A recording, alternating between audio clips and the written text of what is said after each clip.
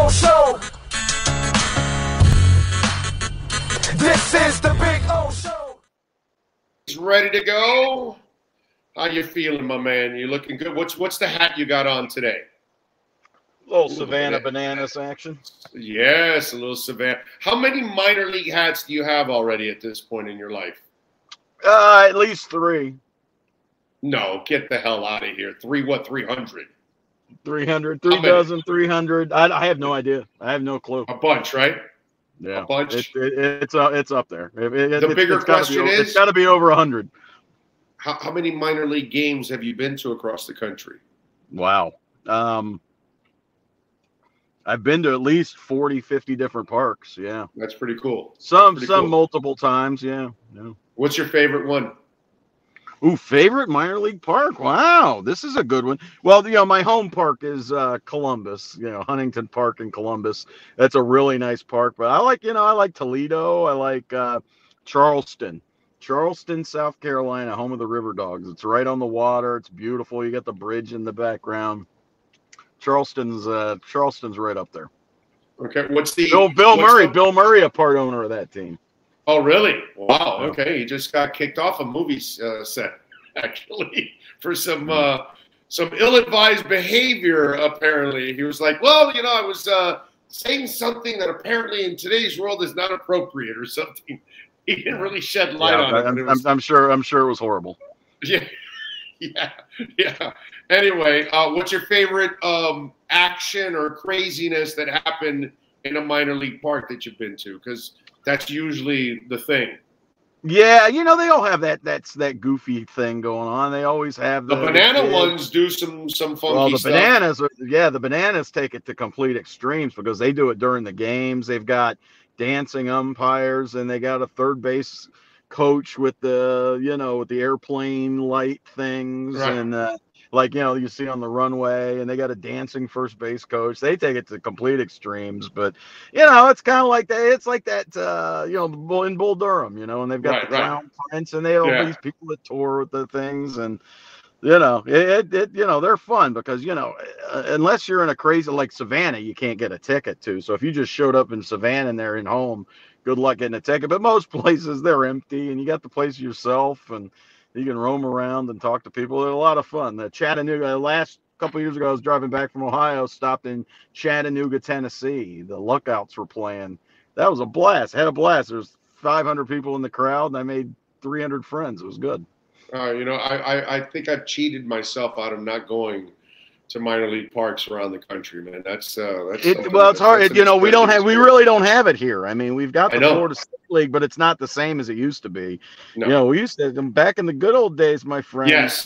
Good old days. Miami Marlins, Fort Lauderdale. Yes. Yeah. We had all these teams, and now if you want to see minor league ball, you got to go up to Jupiter, and it's just like. I remember going over to Fort Lauderdale to meet Brian Taylor, who was like a remember him? The number one pick of the Yankees. I think he blew out a shoulder. I think he blew out a shoulder like in a bar fight or something. Something like that. Yeah, he never lived up to anything. I don't think he got above Double-A.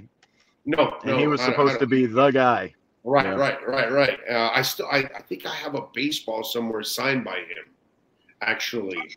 I have a couple of those baseball cards. If we're going back into the way back time machine here, when the Marlins had their expansion draft in 92, 93, I guess it was 93, the Miami Herald wanted to make a big poster of everybody's baseball cards. So I was the guy put in charge of getting all these baseball cards, and a lot of these guys were the Erie Sailors.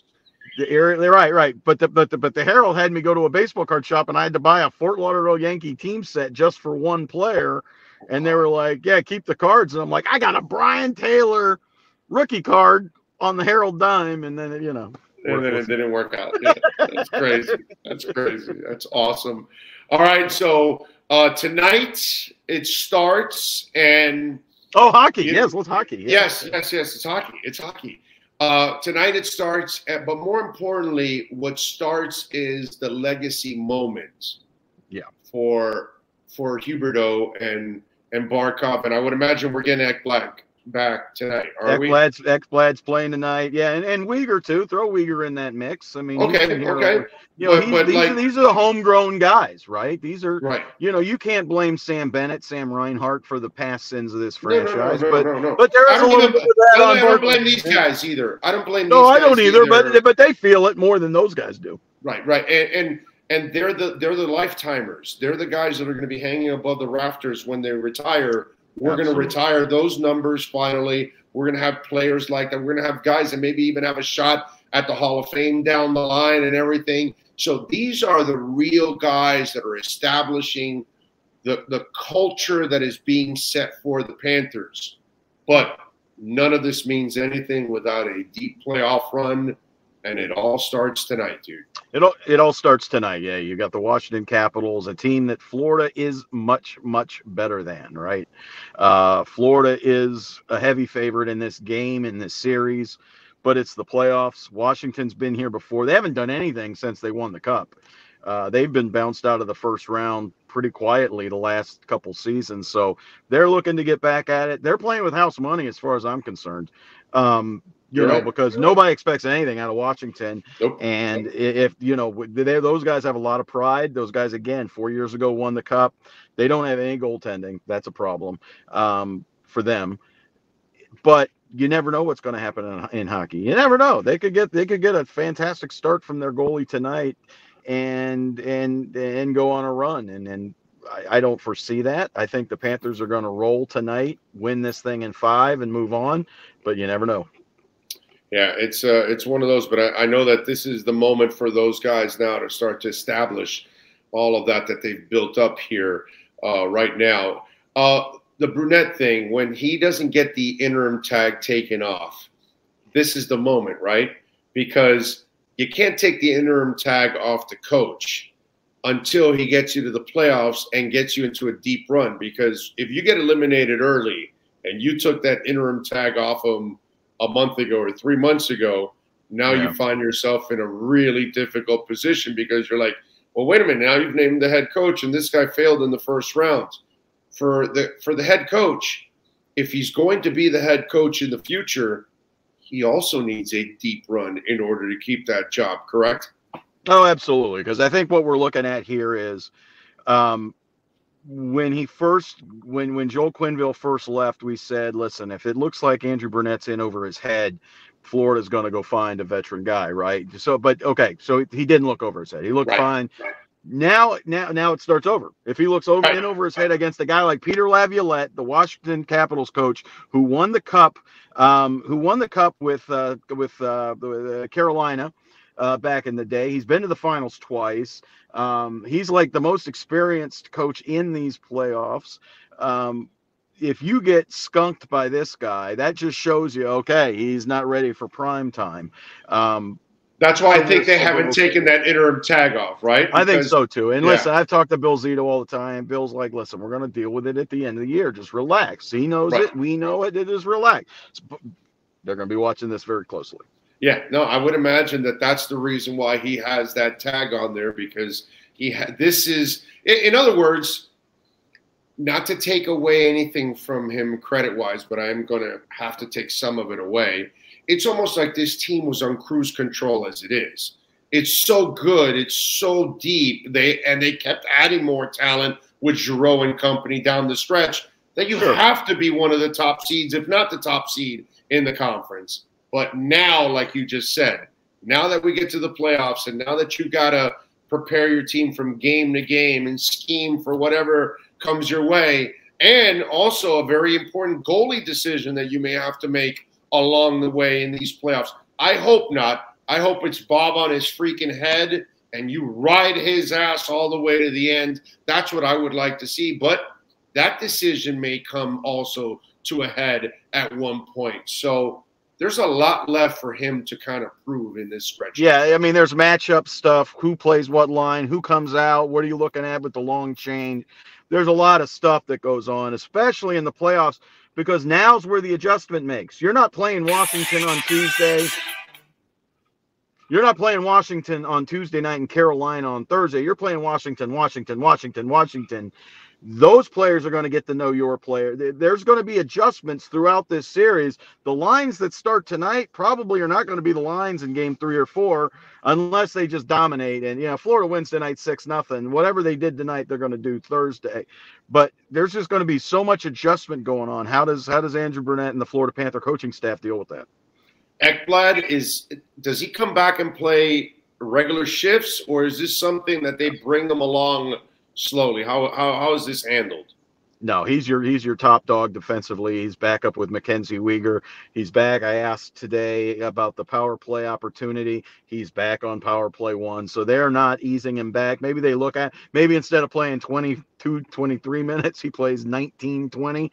But yeah, they're not going to baby him in. He's been working with the team. He's been skating. He feels good. He's gone through the 3 full days of practice. It looks like all systems go for him. So injury wise, they must feel he's 100%. Then that's what it is. Yeah, they've been keeping an eye on this for the last couple weeks, right? I mean, he got hurt back in March 17th or 18th, whatever it was. So it's been 6 weeks, 5-6 weeks. So the last couple weeks, they've been really keeping an eye on things. They wouldn't rush him back. I'm telling you, this is game 1. Yeah. This is if he wasn't ready. Yeah, they don't. They'd say, bro, settle down. We've been winning without you. We can beat Washington without you. Yeah. He's got to be 100%, or they wouldn't go. They wouldn't let him go. Yeah, no, exactly. He's got to be 100%. All right, so goalie, how do you expect them to handle it? It's kind of like my wish is you start Bob and you hope he's hot and you're going to ride him out, right? Because I don't think you want to go back and forth during the playoffs. No, you sure as heck don't. Right. Listen, if Bob gives up 2, 3, 4 goals tonight, but he looks really, really good, and Florida scores 7, sometimes numbers go out the window when you see a guy making key saves at key times, and that's what Bob has been doing lately. Yeah, he's been giving up some goals. Yeah, his numbers don't look great, but when you need a save, he's been making them. That's what they're looking for. If they get beat 4-1 tonight, that's a different story. He's going to have to make some key saves. That's basically the bottom line. And you can tell Bob when he's fighting it and when he's not. They'll be able to tell pretty early what's going on there. Yeah, you said that many times that you can tell what kind of Bob you're going to get from early on. Good Bob, bad Bob, Explain it to the average folk out there what you see. If he just looks like he's all over the place, if he looks like he's fighting the puck, if he's not being aggressive and coming out and he's retreating, he's really fighting it. I think we saw that the last couple of years. You saw Bob get small, right? You'd see him in the net, get down. Like, you're a big guy, man. Get up. You see that this year. Bob changed the way he played the past 2 years this year. It's been really good. So we'll see what happens. I mean, listen, again, just the same thing with the Aaron Ekblad thing. I think Florida could beat him. Again, Florida's going to be able to score some goals in this series. We always talk about, well, in the playoffs, the games are 1-0. Really? Did you see game 1 last night? I mean, there were a lot of goals being scored. The Florida Panthers can put up 7-8 on you. They can. Oh, yeah. And they can put up 7 or 8 on this Washington team. Yeah, there's going to be some physicality, but Florida comes at you at waves. They wear people down. I don't think these Washington goalies can handle what Florida's got unless a miracle happens for Washington and these guys absolutely become brick walls out of nowhere. All right, so what's the key tonight against Washington? They're the better team. We know that. Yeah. How does you need make life easy for themselves? I think you have to come out and you need to establish.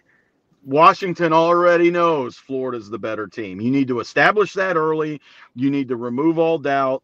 And even if it's a close, even if it's like 3-2 or something, you've got the lead. You got to feel good about that. I think we saw that last year. Tampa, there was a little seed of doubt in Tampa last year. Florida let them win game 1, and it was a different series. I think if Florida wins game 1 last year against Tampa Bay, they probably win that series because all of a sudden Tampa's like, yeah, this team's had our number pretty much all year. They just beat the crap out of us the previous 2 games in the regular season, which doesn't matter, but it did matter.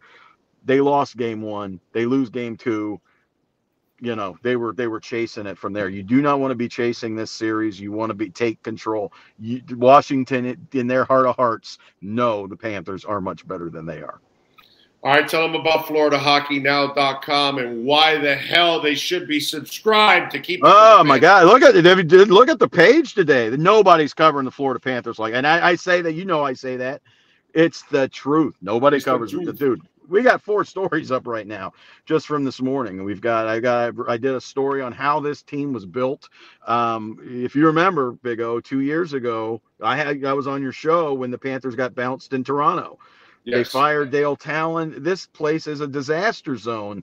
From that disaster in 2020, this is what you've got now. This team has come from that. I got a big story on that today. We've got the Aaron Ekblad news. We've got Sam Reinhart tonight. Finally, will play in his first NHL playoff game. So come visit us at Florida Hockey Now. We've got another story coming up about how hockey's really taken off down here. That'll be going up around 2:00. So check it out. Nobody covers this team like we do. It's not even close. It's like $3 a month. $3 a month. Come on. Support our local journalists. Hook a brother up. Yes, hook a brother up. Let's go. Local papers aren't doing it, but he's doing it. So you see what I'm saying? So let's go. Let's get it done. And follow him on Twitter at George Richards. George, you're a stud, my brother. We'll catch up next week. Enjoy the Okie. All right, Orlando. Thank you, buddy. You got it. There you go. George Richards and our lockdown segment.